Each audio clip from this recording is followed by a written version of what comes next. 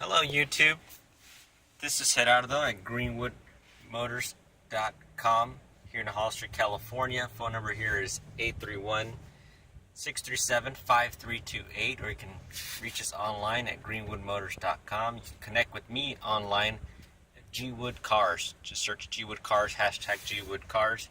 Today I'm sitting here in a 2015 Chevrolet Sonic, and we're going to go over the infotainment system available on this vehicle. This infotainment system is available currently on the Chevy Sonic, the Chevy Spark, and now the Chevrolet Trax. It's the infotainment system on these vehicles from General Motors. So this is your home screen on these systems. Hopefully this video, if you have this vehicle and you need maybe a refresher on how to connect and interact with the system, maybe this helps. And also for those of you who don't have it, give you an idea of what's available on as far as technology of some of these vehicles, because the Chevy Sonic, the Trax, and the Spark are very affordable vehicles, so it's kind of nice to have this type of technology in these type of cars. So let's get into it again. This is the screen when the system is turned off. It's a nice color, full color screen. It is touch sensitive, so you can interact with it that way. When the vehicle is equipped with the system, there is no CD players. You can see this is the center stack, and the idea is that this is a connected vehicle. So if you need to access music, for example, CD player, I mean, you have your iPod or iPad or any other music device that you can connect here. So on the faceplate, you're going to find just a volume button, a power button, and your home screen button. Other connections include a USB port and auxiliary input port. So that's how these vehicles come equipped. The faceplate is also touch sensitive. It's not a hard button, so it's pretty responsive. The other one you do have to press and hold for about half a second is the power button. The reason for that is that you don't want to accidentally rub your hand across it and then turn the stereo on or off. So it does give you a little delay for you to make sure that you do want to turn on or off the system. So let's turn it on. Again, when it's not on, you're going to see your time. It's not the current time, and the date, and then outside temperatures. So it's a warm day today. Let's see. So there you go. That's the power button. And now you get your home screen here. You press home. You're going to get an audible response. You're going to see your categories right off the bat. So pretty easy to learn. There's audio, picture and movie, telephone, smartphone link, and settings. On this side, you're going to see again the time, outside temperature, and date. Again, full color screen. And these are categories you can just press and select. On the top corner, you're going to see little icons. I don't know if you can see them there with the glare. You're going to see a OnStar icon, a USB, an auxiliary, Bluetooth, phone, and then an audio little icon. The reason those are grayed out, except for the OnStar, is because those systems haven't been activated. So if I press audio, the volume, then it's no longer in mute mode. Let's just turn it all the way down.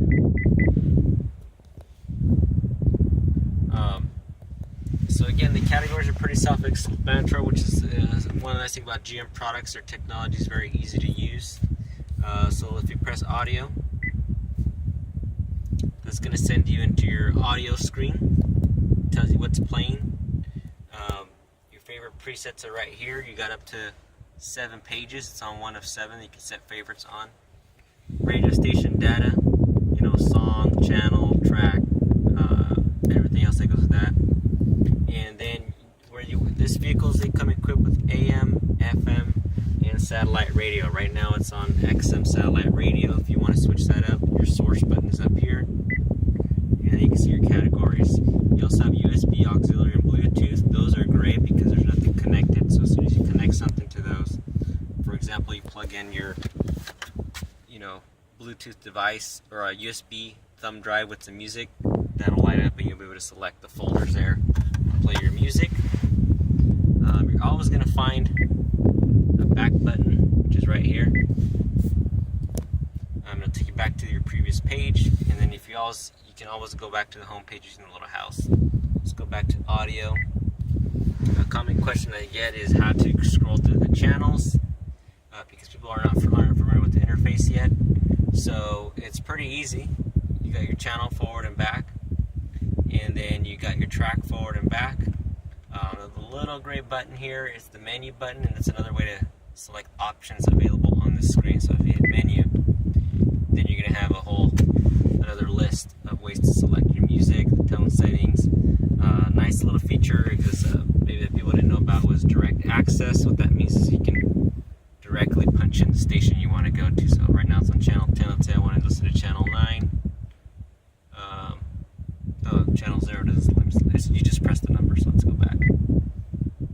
Channel 9. Okay. And I'm 90's on 9. But nice, good thing to do is program your favorite stations here, and you have them at access. You can also, if you don't want to press the screen, access them through your steering wheel, which if your vehicle's equipped this way, it's going to have the audio and phone redundant buttons right here. You got your volume,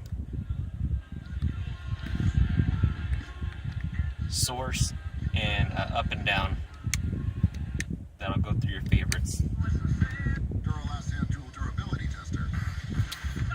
Answer and hang up. So let's just go back to XM.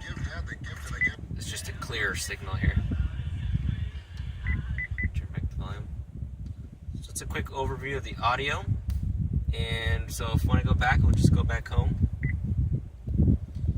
Picture a movie. What that means, if I press it, it's not going to show me anything. There's this no device found. You have to plug in something to the USB port. Again, maybe, like a thumb drive that has some pictures or a movie in it, and it'll be playable. Most common picture format is JPEG. So if you have maybe vacation pictures you want to show, or maybe you're a real estate agent and if you want to drive around and have some pictures loaded up in your thumb drive, you can kind of flip through them here on the screen. I probably should have brought one here to just demonstrate that a little bit nicer, but that's the way that works. Telephone, obviously, if you press telephone, it's going to walk you through steps to hook up a phone, and then access all your phone functions like a dial pad, a phone book, which is also accessible through here through some voice commands. So again, if I press, it's not going to let me. It says, do you want to set up a phone? Right now we're going to put no. And once you press yes, it just walks you through the step. It's pretty easy.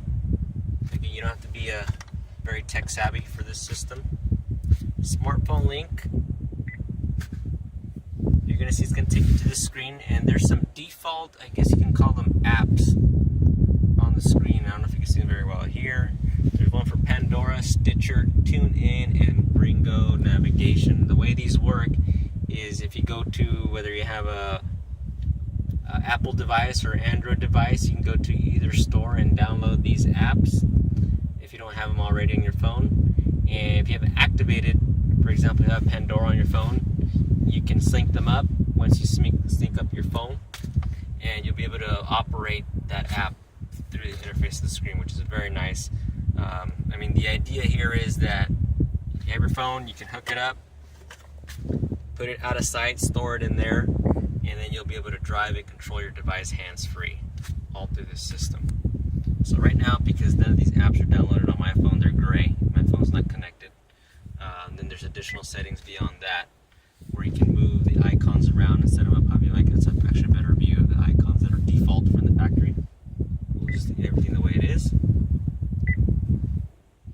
And then, last one is just personalized settings. And again, this is pretty self-explanatory.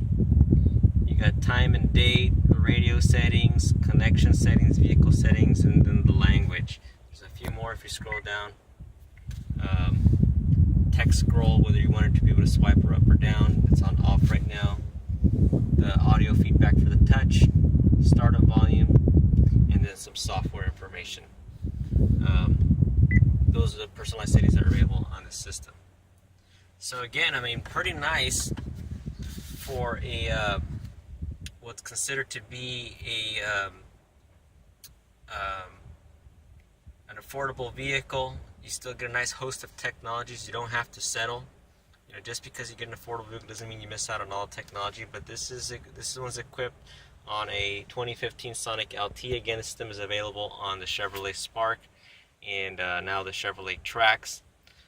Very nice.